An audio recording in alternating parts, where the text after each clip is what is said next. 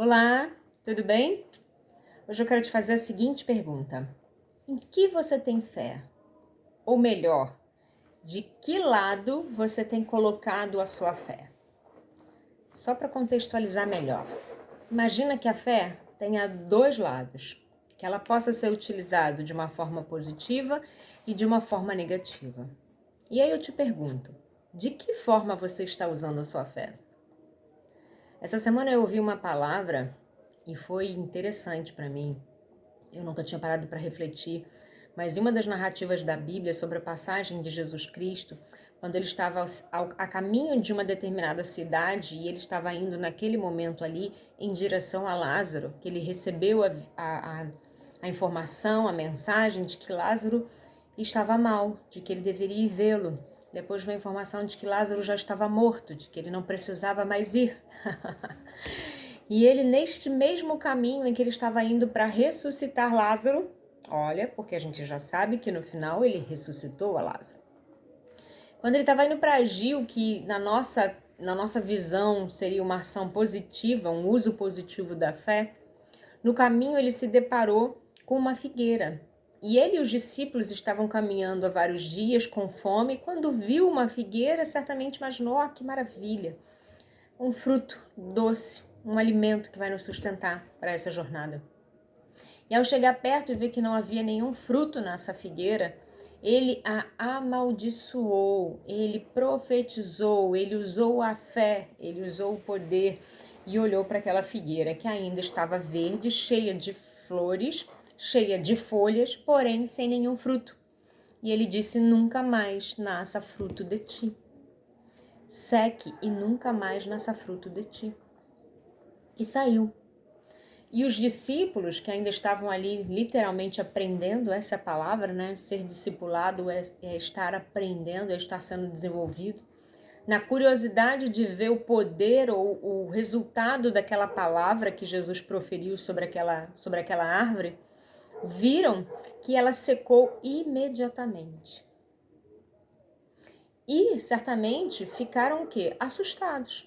Nossa, Jesus é aquele que cura, Jesus é aquele que ressuscita, Jesus é aquele que liberta, Jesus é aquele que salva, que veio para salvar e está amaldiçoando uma árvore simplesmente porque ela não deu fruto? Que maldade, que crueldade. Mas a Bíblia, ela é um livro que nos ensina, é um livro que eu posso dizer que é um manual de vida. E digamos que a instrução, o aprendizado que a gente pode retirar disso é que a mesma fé que está dentro de mim, a mesma fé que está dentro de você, ela pode ser usada para o bem e para o mal. E observa mais uma vez que Jesus demonstra o poder que há na palavra que sai da nossa boca. Ele com fé, pequeno do tamanho de um grão de mostarda, porque é isso que a Bíblia nos diz, que se nós tivermos fé do tamanho de um grão de mostarda, nós diremos a este monte, ergue-te e lança-te no mar.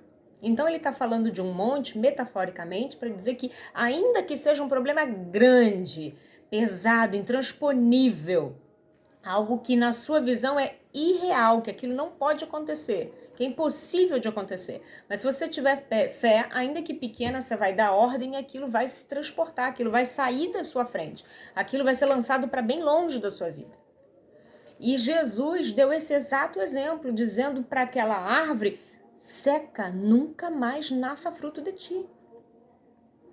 E aí está a demonstração do poder que há na palavra, do poder que há em ter fé, ainda que pequena, mas exercitá-la através da nossa boca, da palavra que sai da nossa boca. E aí eu quero perguntar mais uma vez para você: quais as palavras que têm saído da sua boca? De que maneira você está usando a sua fé? Você está usando para o positivo ou você está usando para o negativo? Quando eu ouvi essa mensagem, eu parei para fazer uma grande reflexão sobre a minha própria vida. E eu percebi que as áreas da minha vida em que estão frutíferas, ou seja, que é uma árvore verde, linda, frondosa e com frutos, são as áreas para as quais eu tenho proferido fé, para as quais eu olho e eu digo vai dar certo, para as quais eu olho e digo tá tudo bem, para as quais eu olho e eu sempre estou abençoando, eu estou proferindo palavras boas, palavras que realmente trazem vida. E as áreas em que eu não estou colhendo o resultado que eu gostaria, as áreas em que eu estou vendo que está o resultado minguado, ou áreas que de repente eu estou fazendo um esforço gigante para ver a coisa acontecer, para ver algo bom, positivo acontecer ali, são as áreas em que eu tenho olhado com uma fé negativa. Em que eu tenho olhado, putz, não, mas isso aqui não está dando fruto. Que eu estou o tempo inteiro de repente reclamando, murmurando. Ou que eu tô com um nível de satisfação lá embaixo, que eu olho para aquilo ali com sentimento de falta, que eu tô olhando para aquilo ali com sentimento de escassez. Então eu tô olhando para ela com uma fé negativa. Essa é uma área da vida em que eu estou olhando com um olhar de fé negativa, em que eu não estou crendo porque eu não estou vendo. E é exatamente o contrário. Se eu quero uma transformação, se eu quero uma ressurreição, se eu quero que algo na minha vida ressuscite, ainda que eu não esteja vendo nada, eu preciso profetizar, eu preciso proferir e agir a minha fé através da palavra de maneira positiva, determinando.